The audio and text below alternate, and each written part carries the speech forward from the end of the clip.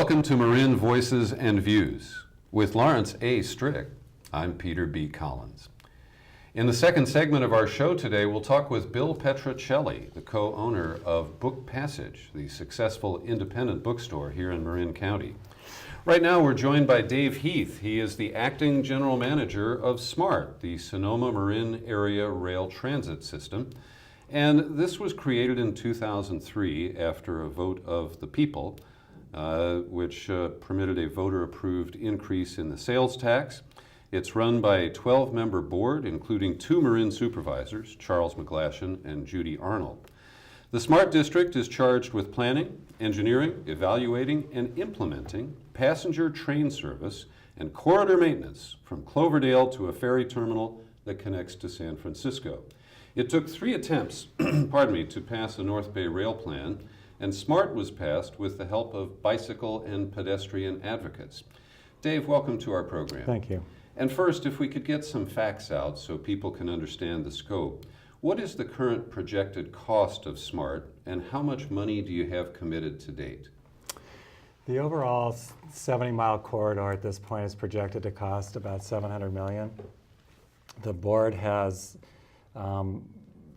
taken action to build what we're calling an initial operating segment first, which will cost $400 million, and that'll get us from Railroad Square in downtown Santa Rosa to downtown San Rafael to the Bettini Center. And where is the rest of the money going to come from? And as of present, we're about $100 million short to build the initial operating segment. To be precise, the current estimate is $415 million, and we're about $100 million south of that given our most likely projections currently. Bake sales, government, we'll take there's no money in we'll take anything. Sacramento. Where is it going to come from? Well, right now we're looking at reducing project costs, looking for areas to trim. The biggest savings we've come up with so far would be to defer building a new operations and maintenance facility. We were looking at a makeshift type setup, and that would save, we're estimating right now about $30 million. MTC, if you're aware, provided an analysis on the project at the request of Supervisor and MTC Commissioner Steve Kinsey to do an analysis of the project, the findings of which were presented to our board in December. At MTC's, the Regional Metropolitan Transit Agency? Right, that has a lot to say about how federal funding gets distributed in the area, as well as controlling the use of bridge toll proceeds. So the committed route at this point is downtown Santa Rosa to downtown San Rafael. And that would be near the bus terminal over Correct. there on 4th? Correct. Mm-hmm. Correct. Now, you've already built out, the rails aren't there, but the Cal Park Tunnel is essentially the final leg to go to Larkspur and tie into the Golden Gate Ferry dock there. Is that going to become a white elephant? Well, right at this point, they've just got the bike path piece of that done. So there was funding available to do that. The county partnered with us, and that's what was installed down there prior to the realization that we weren't going to be able to build the whole system, and so you could, at this point, that was prior to the segmentation of the project, and unfortunately I can't tell you much more than that. It was long before I got here. Mm-hmm. And the bike path was going to go along the entire route of the train, isn't that correct? That's the long-term plan. Is that still the commitment of the agency? In MTC's analysis, back to how we're going to bridge the $100 million gap, a couple other items that they came forward and recommended was to defer 1/3 of them up in the initial segment, which is about 40 miles, by the way. And so we would build presumably maybe 27 miles of it if we were to follow their recommendation. The board is yet to decide whether that's going to be one of the ways they bridge the funding gap at this point. That's 27 out of the 40 bike path miles. Right, Okay. in the initial operating segment. And what is the plan regarding stations? Have you scrapped some of the intended stations, for instance, downtown Novato? We haven't, no decisions have been made on that so far. MTC recommended that we defer the Atherton station in North Novato and the Corona Road station in North Petaluma. Mm-hmm. And what is the ticket going to be to ride on this train from Santa Rosa to San Rafael? Well, presumably, people that work at some of the major employment centers, you've got Autodesk along the Corte, you've got Kaiser, Sutter, you've got Fireman's Fund, and then the downtown areas of both San Rafael and Santa Rosa are big employment centers. So I was just at MTC yesterday afternoon discussing our latest ridership analysis. And they still, and it was updated to take into account the fact that we've truncated at both ends. That changes the complexion of the system. But and we're using a well-known firm that does work in the region with other transit agencies named Dowling and Associates, and they're using ABAG projections, and there's land use projections, and it's a very complex model that they use. But they still think that we're going to get proportionally about the same amount of ridership that was originally expected. And the cost of a ticket would be roughly? Right now we're basing it on the Caltrain fare structure that runs from San Jose up to San Francisco. And that is? Just $5, ballpark. $6. It depends on how far you're going, how many zones you have, that sort of thing, but slightly more than the current bus system. And will there be a package, a fast pass or something available through Golden Gate Transit that would combine so that you could ride the train from Santa Rosa to San Rafael, then take a bus bridge to the ferry and to San Francisco for all one fabulous price? Well, we're working on those things. Obviously, intermodal transportation is crucial to making a system work, and so all of that is being worked on and taken into consideration. We're looking at the Clipper Card program that MTC introduced a few years back. We're working on fare policy structure. There's a lot of things to take into consideration. We're also working with local transit providers in all the cities in the corridor and Golden Gate Bridge District on ways to coordinate bus bridges, shuttle service. We've got money in the operating plan to provide for shuttle service to and from the trains in those areas where we think there'll be the most demand for that. Well, what kind of staffing do you have at this point? You keep on saying we, and you got a million we have things going on. We have 12 employees right now. There's a couple of vacancies, and we're kind of holding off on that. We're doing a review of the organizational structure right now. Because you're the acting general manager. Well, I think technically I'm the interim general manager. They're calling me IGM. I see. But yeah, we have a new chair and vice chair. Valerie Brown, who's a supervisor at Sonoma County, is our chair, and Charles McGlashan, as you know, is our vice chair. And they want to take a fresh look at the whole structure. And we're moving from more of a planning phase into the building phase, if all goes well.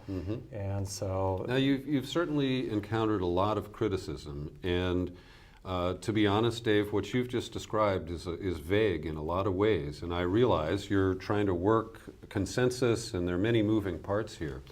But given the sharp criticism that you've encountered, is there a plan to scrap it? Do you have a backup plan that if certain benchmarks, negative benchmarks are met, that you would throw up your hands and say, sorry, we tried, we simply can't make this work with the amount of money we have? No, we haven't looked at that or considered that or evaluated that. And ultimately, I've got to be 100% clear. I don't get to make these choices. All I can do is bring thorough and accurate information to our policymakers for consideration. My direction is clear right now to continue moving forward. Part of what came out of the MTC analysis, they were very supportive of the project and positive about it, and are committed to try and help us find more funding and to work on ways to bridge the gap. And I've been spending a lot of time in their offices. They're looking at some different funding options as well. And we do have a lot of ways to scale back the cost of the project to make it work. So right now, we still have every intention of building the system, and I've been given clear direction to continue to pursue that. And you've taken some steps. It's my understanding that you've engaged with Sumitomo Corporation to purchase the rail cars. Correct. How did that bidding process go, and how were they so lucky as to get the contract? Well, there were 5 bidders, and I got here just in time to be involved in the evaluation of all the proposals. And so assume the proposal was to price 18 vehicles or 9 joint vehicles that are, they're designed to run either direction. They both have the 2 cars with engines on either end. And so there were 5 bidders. Sumitomo came in at about $80 million, which was by far the lowest bid, and about $20 million below what the estimates were going into it. Some of the other bids were as high as $130 million. There was only one U.S. Company that bid, and they were on the higher end of the pricing, and their equipment wasn't as functional or. But Sumitomo will build them in the United States. They'll build them right outside of Chicago. Uh-huh.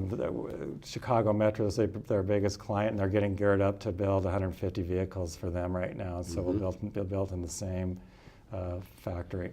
And what are the cars going to be like? Wi-Fi, easy chairs, beverage service? Potentially, none of those things have been decided yet, but they're in the process of designing that right now. I'm not sure whether there's different ways to provide for refreshments, whether they'll dedicate part of the vehicles to do that, or whether they'll leave that space available for more riders, and just have somebody on the vehicles providing that, or even vending machines for that matter. And what about bike racks? Since the bicycle enthusiasts were a major part of passing this. We will accommodate the use of bicycles for sure. Mm-hmm. So you have gas pricing going up. You got the 101 corridor getting wider. Are you looking at that, or those 2 issues, thinking you're going to get more riders than you anticipate, or less riders than you anticipate, or what are you doing to incentivize people to come and use your program? Well, the current ridership analysis is based on current fuel prices as they were, let's say, a month ago before all this turmoil in the Middle East cropped up. And there's no assumption that we're going to be at $5 or $7 gas prices. If that happens, that'll certainly incentivize people to ride the system, more people to ride the system. And there are factors out there. I've heard one that says for every 10% increase in gas prices, you'll realize a 1% increase in ridership, just to give you some reference point. But we're not banking on that. To the extent that gas prices do increase significantly, that'll certainly lend more credence to the system and make it of more value to the region, I would suggest. But we're not assuming that. As far as widening the highway goes, I can tell you I drive down from the north every day, and it's still pretty congested down here. And more so when I get into about the 37 junction than in the Narrows. But again, the Narrows is another project that's out there that's underfunded by a great deal. But we're assuming that does get built at some point, and that has more influence on our. As far as the highway projects go, that has more impact on ridership than anything else. And Dave, a final question. Was it dumb to name it SMART? I've been here for 7 months. I wouldn't agree with that, but I'm certainly not here to tell you I'm smart either. Dave Heath, the Interim General Manager for SMART, Sonoma Marin Area Rail Transit. Thank you very much. You're welcome. Bill Petrocelli is the co-owner with his famous wife Elaine of Book Passage, a bookstore in Corte, Madera and in San Francisco. With the bankruptcy filing of Borders recently, we thought we'd check in with you as one of Marin's great independent bookstores. Book Passage has been part of Marin for 30 years. The original focus was travel books and accessories. They're still available in Corte Madera. It's a coffee shop, a bookstore, a haven for readers. They host events, writers' conferences, fancy food events, and big-time authors come into Dominican College. It's just really part of the fabric of Marin County. Welcome. Thank you. Thank you. We're happy to be here. Bill, did you and Elaine just go crazy and do a couple of laps around the store when you heard about Borders going out? Well, no. It's never a happy day when a bookstore closes. I have to say that. But Borders had first of all, Borders is still in Marin, and it's closed a lot of stores around the Bay Area and around the country. But they made a lot of mistakes as a big corporation. They made a couple of fundamental errors. They never did get really close to the community, and I think that's their big problem. I mean, among other things, they turned their website over to Amazon back in 2001 to have Amazon run it. I mean, I don't know what they were thinking. It's like having Dracula run the blood bank or something. They've just lost that whole edge of their business, and I think you've had something like 5 CEOs in the last 4 years, and none of them have come out of the book business. So I think they had a problem with their focus on books, and we're just going to do our job, and hopefully people will understand the need for a community-based bookstore and how important it can be. And Bill, your demise has been predicted many times. By us. Borders opened up in San Rafael, then Barnes & Noble opened up a store across the freeway from you. That wasn't close enough to try to snuff you out, so they moved into the old Good Guys location just down the block from you. How do you feel that you were able to withstand this assault from cost-cutting big chains that really were determined to drive you out of business? Well, I think the main way we've survived is to try to be as close to our customers and as close to the community as we can. I think one of the neighborhood bookstores don't have too many advantages. They don't get the same deals from the publishers. They don't have the same financial clout. But what they do have is the ability to talk to their customers, find out what they want, provide them with events, do things that interact with the community. And we're lucky to be in Marin and in San Francisco, where we're 2 places where the community responds to that. There's a large segment of the reading community that really likes the idea of having a bookstore there where they can interact with the staff, meet authors, and do those sorts of things. It's become kind of a people business. Mm-hmm. You look at bookstores now, and you walk into the store, you're shopping around, and then you look at the ticket, and it's $25-$30 to buy a book. Right. Is the margin good on books, or is it tight? No, the margin is not good on books. I mean, at least it's not good for us. What we have to pay and for the books, then with all everything else it takes to sell books, it's a very, very low profit margin business. I think the average independent store makes a profit margin of something less than 2% a year. We probably have a better profit margin on non-book items in the store. And we price those kind of modestly, then we turn around and see those same non-book items at another store, and they've got it 2 or 3 times the price, and we think, we must be missing something here. No, it's not a high margin business, and that makes it difficult. And it's also a business where the price is printed right on the book, so that unlike other retailers where you have a price war going on here on rice, you can raise the price of potatoes to stay in business or something. You can't do something like that in the book business. Customers expect that that the retail price is going to be honored, and that anything you do to discount from that, you just take off your bottom line, and sometimes that bottom line just doesn't have anything to give. And Bill, what's the relationship with publishers like? And in particular, do they force you, for example, to buy a certain number of copies of Donald Rumsfeld's new book? And if it doesn't sell in Marin, are you stuck with them? No, our relationship with publishers are pretty good on some levels. Publishers, you have to understand, the publishing business in America is every one of them are parts of big conglomerates. Almost all of them are foreign loan conglomerates, and the book business is a very small segment of it.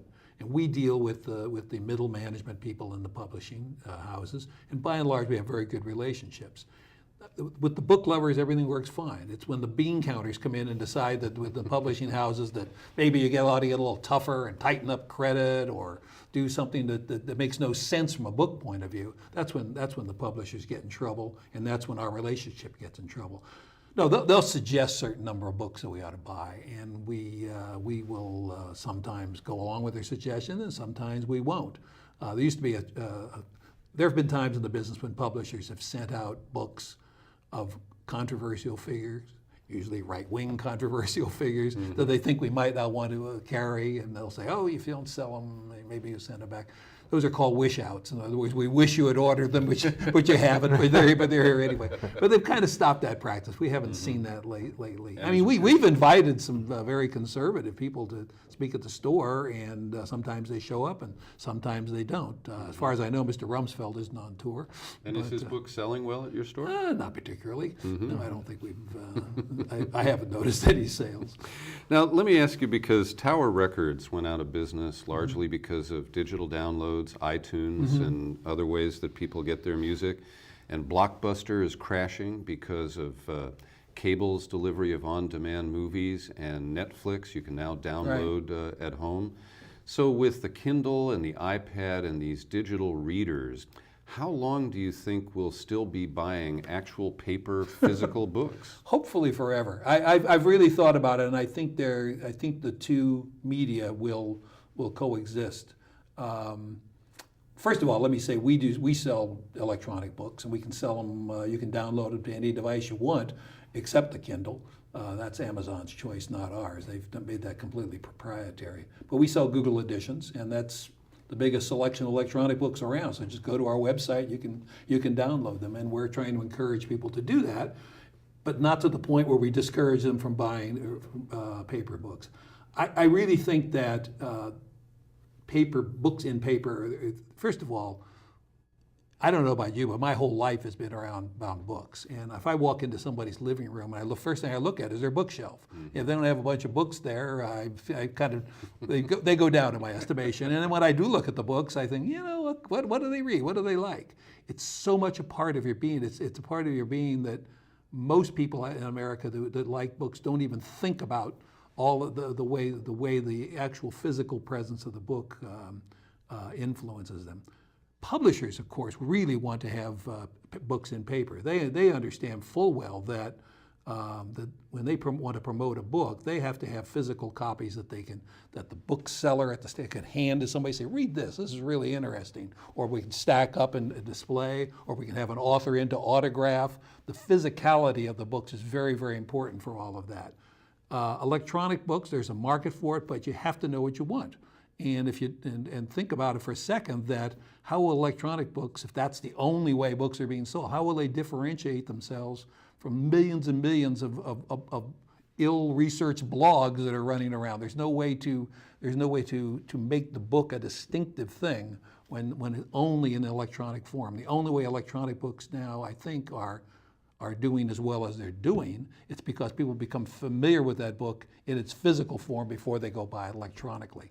So I think publishers will insist on the paper version of the book, and certainly as booksellers, it's part of the people experience. You can't have a community center around books when the whole thing is electronic.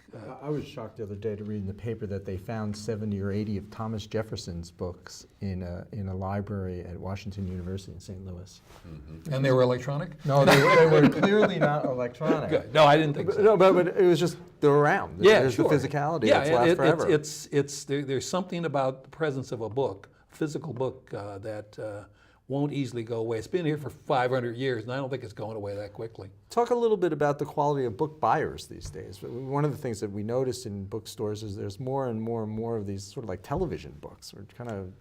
Well, I don't know if that's the fault of the book buyer so much. Our buyers at our store, the people who buy to select books at the store, are very, very good, and they're very, very literary minded by and large. Plus, they have a good sense of what the community wants. But publishers are publishing a lot of kind of non-book books because those books, about a third of all books in this country are sold through warehouse clubs, Target, Costco, things like that. And they have a very, very narrow line of books. There'll maybe be 1,000 or 2 titles that they'll have at any given time, but they'll sell a lot of them. And they tend to emphasize the very books you're talking about. Lots of celebrity memoirs, lots of showbiz kind of books. They have other things too, but that's where the big emphasis goes there. So a lot of those books are designed for that market.